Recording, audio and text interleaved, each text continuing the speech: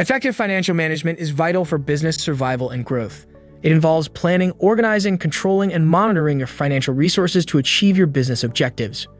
Good financial management will help your business to make effective use of resources, fulfill commitments to your stakeholders, gain competitive advantage, and prepare for long-term financial stability. Financial management should become part of the key processes within your business and be included in your ongoing planning. You might feel that your finances are complicated and confusing, but the following top tips should help you gain control. Hey there, welcome to the Daytime Dollar, where we talk about financial strategies and how small changes can make big improvements. Today, we are talking about some tips to ensure you don't get poor. Press the bell icon for more informative and amazing videos. Let's get into it. Number 1. Flip the script when describing your financial skills.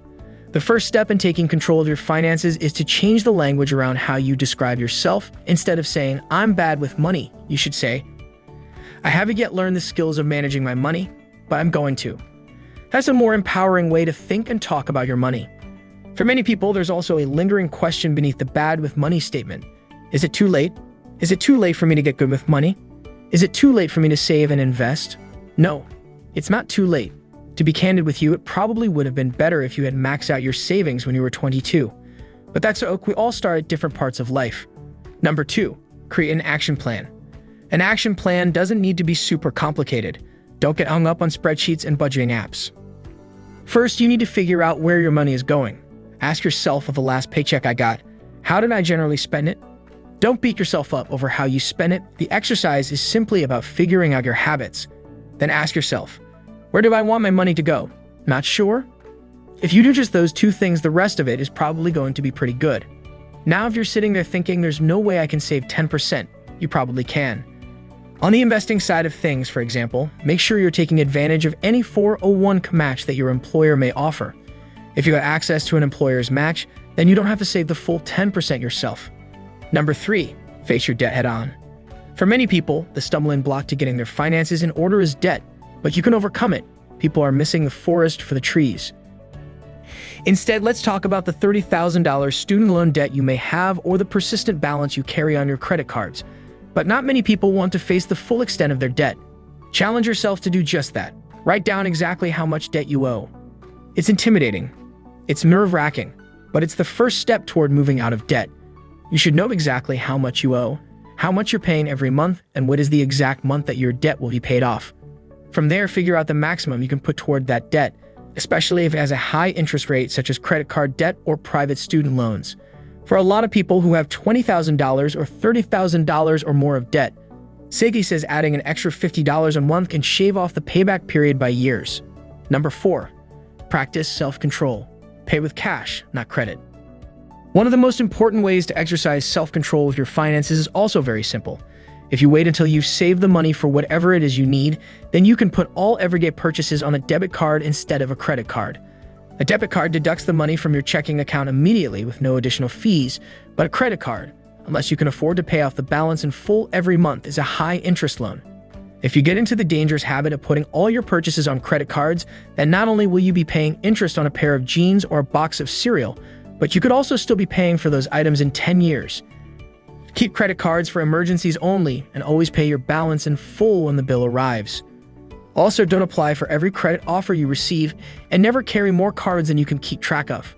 Number 5, beware of bad advice. Educate yourself. If you don't learn to manage your money, then other people will find ways to mismanage it for you.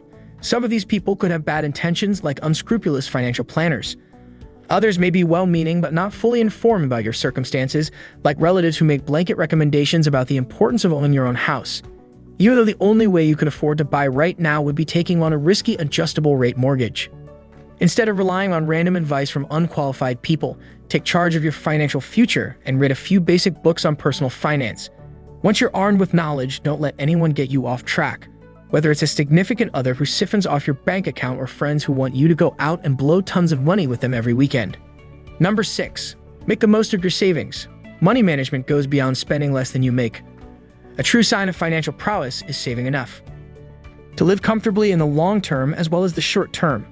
You can achieve this in 4 steps. Save. Start socking away extra money to build an emergency fund. Ideally, you should have 6 months worth of living expenses at your disposal in case the unthinkable happens. If that seems too ambitious, start small. A $500 reserve is a great first goal. Invest extra money for your future. Set yourself up for retirement by contributing to a 401k. If your company offers a match, contribute enough to get the maximum. Pay off debt. Whether it's a loan or a looming credit card bill, you probably have some debt obligations. Always make at least the minimum monthly payments so you don't suffer credit score damage due to a late payment. If you have extra money for bills, pay down the high-interest debt first. Repeat. Keep building up that emergency fund, investing for retirement, and knocking down debt. Number 7. Take inventory of your finances. Money management is about more than making the math work out. It's about adjusting your mindset too.